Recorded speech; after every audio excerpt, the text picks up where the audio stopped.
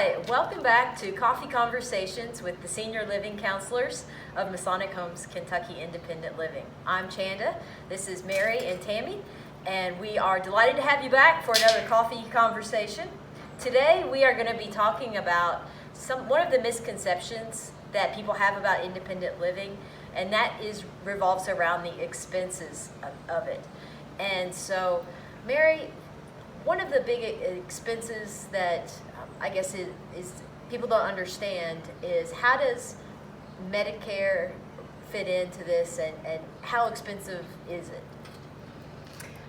That's a big subject. Okay. big subject. I think when people look at, and Tammy, chime in here because you've been doing this longer than I have. When people look at making this type of a move, they're often thinking about expense. And one of the things I've recently started suggesting to people is you're not looking far enough forward. You're looking at the next 2 to 3 years. Well, what about the next 5, 7, 10 years? And if you think about expense, you know, there's lots of things that fall into place there. And typically people assume that their Medicare is going to take care of those expenses. Right. And so that's not the case. No. That is not the case. And knowing that that was going to be our topic this morning, I went to the government website. And you can do this too. It's really simple to find. It's just cms.catmarysam.gov. And there's a whole big explanation there. And it does get caught up in terminology a little bit. But basically, your Medicare pays for medical care. That's why it's called Medicare. Makes sense. Makes sense. And it pays for hospital stays. And yes, it'll pay for rehab. So if you go to a nursing community where you're receiving rehab after an injury or a surgery or an illness, it'll pay for that. But if you reach a point where you're no longer improving and your status is determined that you are not going to be able to return back to your independent living state, it won't pay anymore. It's funny, Mary, that you are sharing that, because don't you find that a lot of people think Medicare is long-term care insurance sometimes? Right. And what the Medicare site even says is not custodial or long-term care.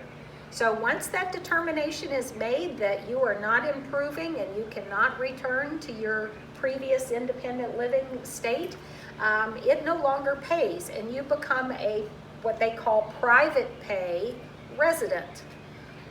Here in Louisville, and again, confirm or deny what I'm going to say, but here in Louisville, the current rate for long-term care is about $9,500 a month, plus supplies, plus therapy, plus, so it's easy to be paying $10,000 a month for that kind of care. And if you do that times 12, that's a lot of money. The other day, Mary, I heard you make a really good analogy during one of our webinars about if one of our folks that were living with us in our independent living communities, how if they needed a higher level of care, how that was a benefit. Can you briefly explain that? Sure. We have a financial arrangement that we make here when you pay your entrance fee, and it's called Life Care. And a lot of people get that confused too. But Life Care basically provides for you discounted rates. So when you permanently make that move to a higher level of living service and care, you are going to pay less than what other people are paying. And it's pretty significant.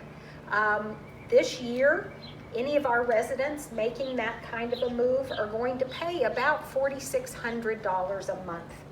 As opposed to around $10,000. And so you do the math on that, and Life Care can be a huge savings to your estate. And most importantly, they need to know that they can't wait till something happens. Right. Because you do have to be approved for this program. To be a candidate for Candidate, independent Correct. living. That is correct. And it's only available if you start out in independent living. If you come straight into assisted living, straight into memory care, you don't get these benefits. Yes. And just kind of one last thing to think about on the expense and managing your expense of healthcare. I've heard you talk a lot, Tammy, about long-term care insurance being like gold here, That's correct. if you have it. Yes. So why is that? Well, typically, if a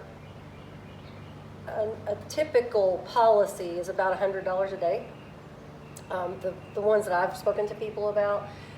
So therefore, if, as Mary said, you're going to be paying basically $4,600 if you start with independent living here in our program. If your long-term care policy is going to pay $100 a day, well, you've got $3,000 of it covered.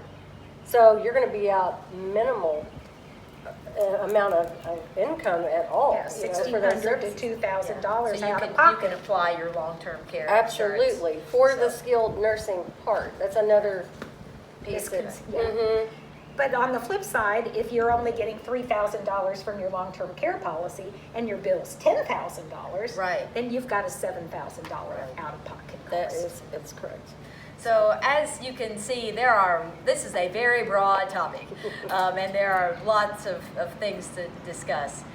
If you have any questions about life care and about Medicare and how that fits in, or how we could provide you some more information to help make good decisions, please reach out to us here at Masonic Homes. Again, I'm Chanda, and we have Tammy and Mary here in the Independent Living office. And we would love to meet with you and help fill you in a little bit more.